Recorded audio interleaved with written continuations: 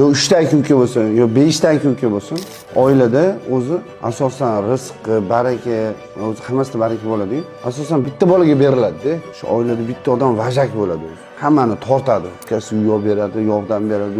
Shuning uchun unga rizq beriladi-da. Shuni qilgani uchun.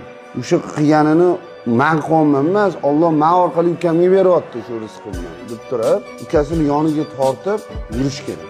Ish berish kerak. U limit yo'q, aka-ukachilik. Bo'ldi, shu o'lgunimizcha onamiz boshqa uka, boshqa aka bera olmaydi. Bo'ldi. Boshqa o'rtoq topishimiz mumkin, boshqa ayol topishimiz mumkin. Lekin uka boshqa yo'q. Bo'ldi, bitta bo'ladi yo ikkita bo'ladi.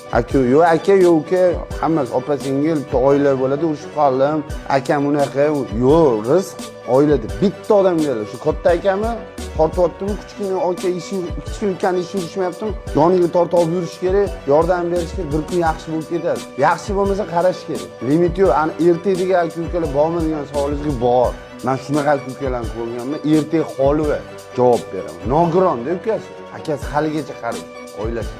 Ertaga ham unaqa yo'q, aytmoqchi. Uni ahvolini ko'rsangiz, ko'ngli aka kontrol.